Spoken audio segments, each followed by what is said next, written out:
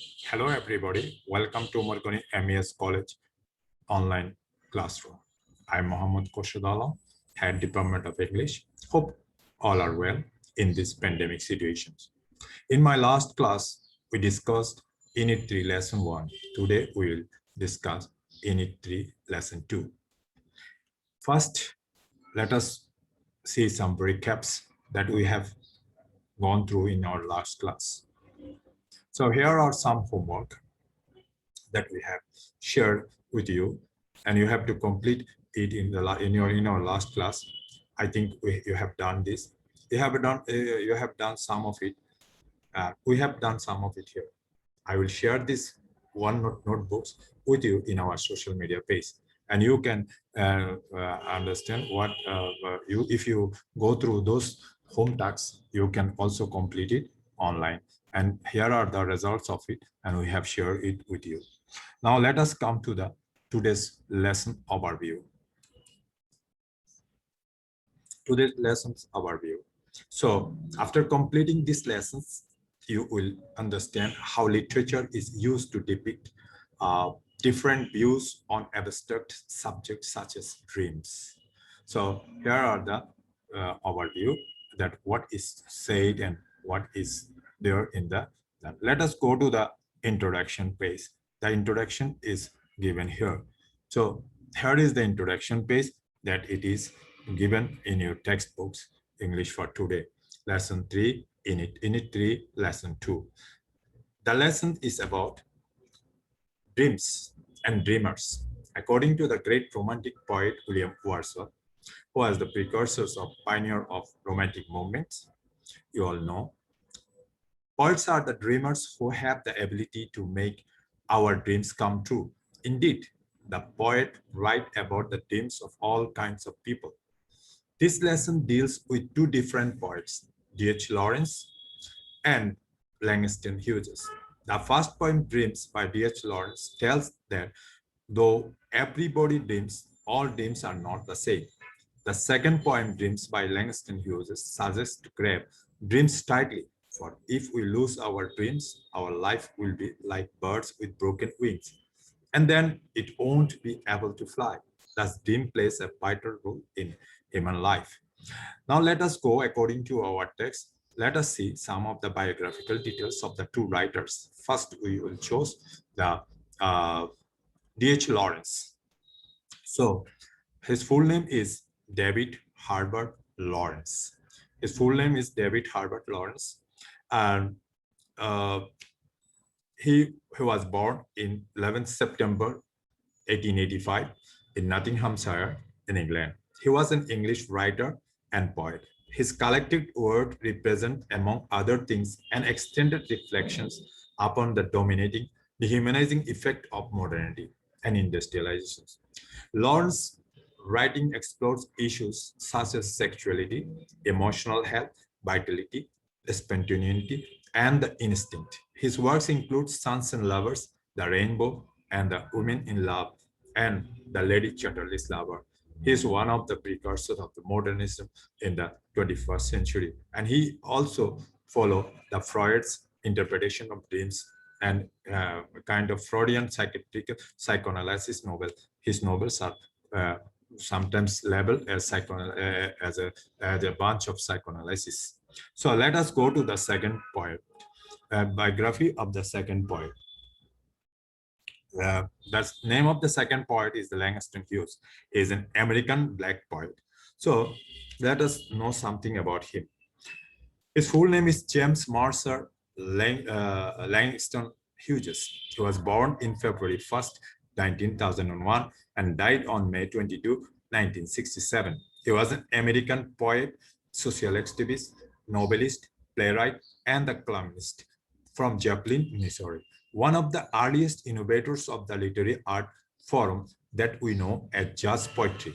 Today, it is called jazz music. There are some jazz music, you are quite familiar with it. Hughes is the best known as the leader of the Harlem Renaissance. Growing up in the cities of Midwestern town, Hughes became a prolific writer at an early age. He moved to the New York City as a young man and where he made his career, and he eventually graduated from Lincoln University. In addition to poetry, Hughes wrote plays and short stories. He has published several non-fiction works, and from 1942 to 62, he joined the civil rights movement, He wrote an in-depth weekly column in the leading black newspaper, the Chicago Defender. Now, let us listen to the poems that is recited in the recitations of the poem. Let us listen the recitation of the first. We will listen Dreams by Lawrence, D.H. Lawrence.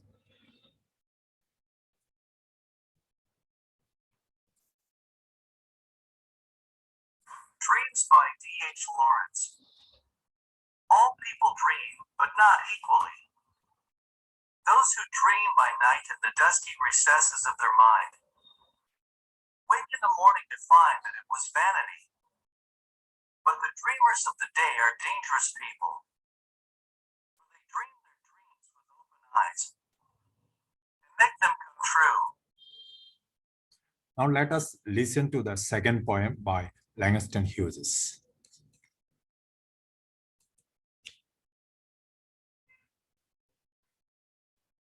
Dreams by Langston Hughes. Hold fast to dreams, for if dreams die, life is a broken-winged bird that cannot fly. Hold fast to dreams, for when dreams go, life is a barren field, frozen with snow. So we have listened the poems. Now let us study the poems in a detailed manner.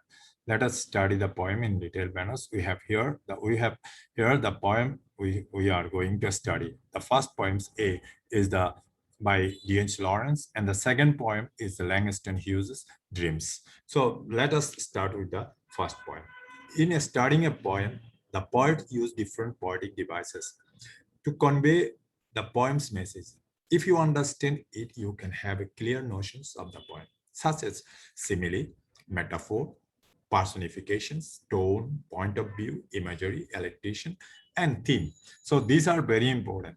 If you understand this thing, you can have a great view and great understanding of the poem itself. Now, first, let us study the poems by D.H. Lawrence, the poem by Dreams by D.H. Lawrence. Now, let us understand it. The subject of this poem is dreams, but the people the poem is referring to is all people regardless of faith. D.H. Lawrence wrote this poem to allow people to understand that there are two types of people that dreams. You have the people that dreams with their eyes open and closed, and their dreams is taking place within his mind, because when the dreams with his eyes closed, nothing happens. But when he dreamed with his eyes open, it came to pass in existence. Where it takes is a good question, because it is in our dream.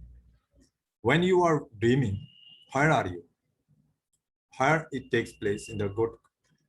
D.H. Lawrence's attitude in this poem is positive, because he is trying to get people to realize that your dreams are only real if you let them be real. The dreamers of the day are dangerous people, as he says. The dreamer of the day are the dangerous people. Dangerous people, he used to say. And the dream with their eyes open, which means they are going after what they want, and there is no stopping them. Those who dreams by night in the dusty recess of their mind.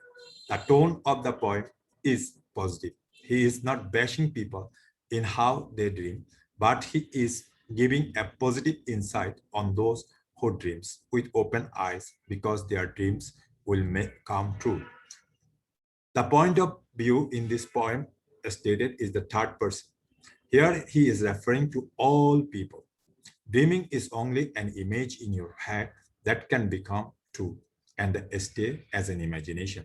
This is the theme of the poem. Now let us go to the second one, the Dreams by Langston Hughes. Now let us study the poem a bit. Now what is said in the poem?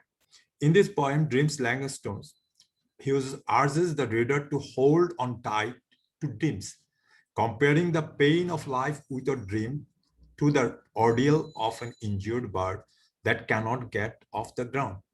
The speaker again urges the reader to hold on tight to dreams, this time comparing the bleakness of life with your dreams to the emptiness of the frozen winter.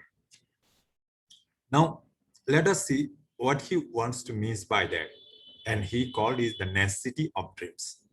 Dream is one of Langston Hughes' many poems about the power and necessity of dreams for both individuals and communities. In 8 short lines, the poem's speaker warned the reader that abandoning dreams, which might mean hope, aspiration, fantasies, imagination, vision, or illusion, robs lives of its vitality and purpose. Through its metaphorical images of brokenness and the barrenness, the poem depicts life without dreams as no longer worth living. The speaker begins by advising the reader to hold on to dreams, illustrating the pain of a life without them by comparing it to an injured earthborn bird. A broken winged bird that cannot fly is a suffering creature that has lost mobility, as well as one of the defining traits, that is the power of flight. It may also have lost its bearings, community, and means of obtaining food. The comparison that implies that a life without dreams is painful, frustrating, deprived, and possibly unable to continue much longer. The comparison also suggests that the dreams are defining trait of humanity, something that derives and sustains people. The speaker then repeats to hold on to dreams, this time comparing a dreamless life to a lifeless field. Unlike an injured bird, which is alive and might recover, a barren field, a frozen with snow, cannot sustain any life at all. The comparison indicates that giving up one's dreams can be more than a painful crisis. It can feel like emotional or a spiritual death. This is the themes of the poem, and it is very much important here. Here, the speaker never explicitly defined dreams in the poem, and the poem's meanings are changed slightly depending on how readers interpret the word. If the reader takes dreams to a slightly mean hopes and aspiration, then the metaphor of life is a barren field, evokes people's inability to imagine or rewarding future, and when they lose sight of their dreams. If dreams means fantasies or illusions, then the metaphor suggests that life is harsh, cold, and empty when seen as it is real, as it really is. That is without the veil of dreams over it. Now let us. This is the critical analysis of these 2 poems. And if you go through this video, you can have a close understanding of the poem. Now let us go to the next sections. We have given you some of the critical questions for answering after reading this poem. And there is a vocabulary sections that that you need to answer find out the meanings of the word by consulting a dictionary, and also the find out the word, some of the word is a parts of a speech. So it will give at the end of the story, and that's the poem. You should write the 150 words summary of the poem. This is the task for you for the next week, and we will continue to recap all these things in our next classes also.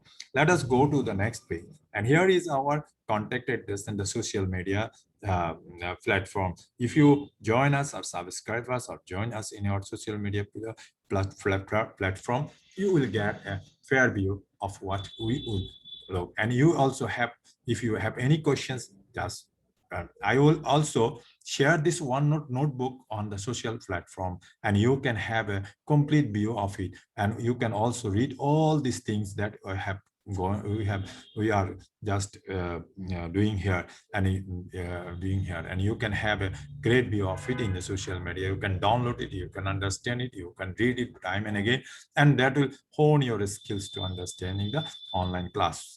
Thank you for attending the class.